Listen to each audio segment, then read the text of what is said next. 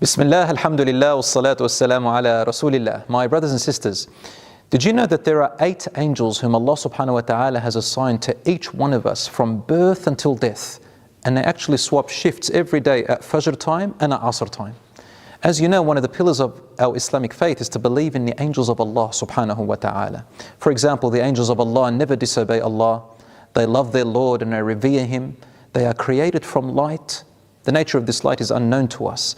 And they are created without desires, without temptations, and they are all genderless. There's no male or female angels. They are uncountable in number. Each one of them has a duty. And did you know that they actually supplicate and pray for the people of earth every day? Allah subhanahu wa ta'ala says, for example, in Surah Ash-Shura, وَالْمَلَائِكَةُ يُسَبِّحُونَ بِحَمْدِ رَبِّهِمْ وَيَسْتَغْفِرُونَ لِمَنْ فِي الْأَرْضِ أَلَا إِنَّ اللَّهَ هُوَ الْغَفُورُ الرَّحِيمُ. Allah says, and the angels glorify their Lord, and they supplicate to Allah and ask Him to forgive those who are on earth. Behold, Allah is the most forgiving, the most merciful. In both Sahih Bukhari and Muslim, it is reported that the Prophet ﷺ said, angels of the night and angels of the day swap shifts to watch over you. They swap shifts at Fajr time and at Asr time each day. Then Allah subhanahu wa ta'ala asks each time, in what state did you leave my servants? While He knows already. And they reply, our Lord, we left them praying, meaning at Fajr time.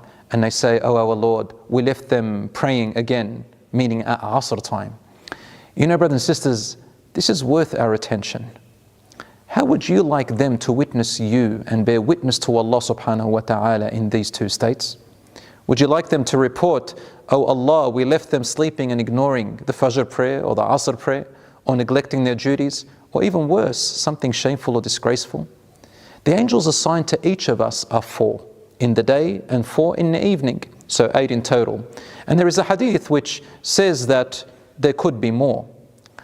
The authentic sources from the Quran and from the Sunnah is that 8 angels surround us and accompany us as follows. The first angel is the one on our right. It is the one that writes the good deeds. And the second angel on the left, the one who writes the bad deeds. And this is evident in the Quran in Surah Qaf, verse 17, where Allah subhanahu wa ta'ala says, إِذْ يَتَلَقَّى الْمُتَلَقِّيَانِ عَنِ الْيَمِينِ وَعَنِ الشِّمَالِ قَعِيدٌ.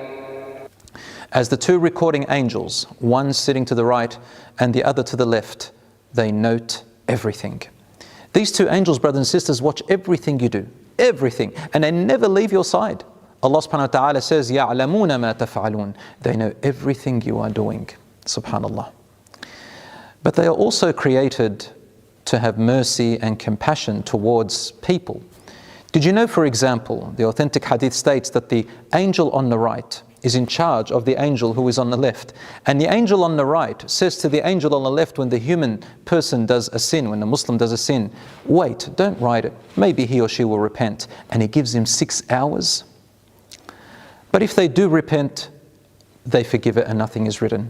And if he does it, it's written as 1. Whereas the angel of the right writes your deed as at least 10 when you do a good deed out of the mercy of Allah. The hadith is also in Bukhari and Muslim about this. Sometimes the angel of the right says to the angel of the left, wait for 6 hours, maybe he or she will repent. And then, as stated in the Tabarani, that if he or she continues the sin, they write it as 1, and they say they must have no shame in front of Allah. The other 2 angels is one at the front and one at the back. The one at the front protects you from the front, and the one at the back protects you from the back. In Surah Al-Ra'd, verse 11, it says this, له معقبات من بين يديه ومن خلفه يحفظونه من أمر الله. They have angels protecting them in the front and those in the back who interchange. They protect them by the will and command of Allah subhanahu wa ta'ala. The Prophet ﷺ told us that these angels protect us, but not if a fate was written against us. then they move away and let the fate and qadr of Allah come through.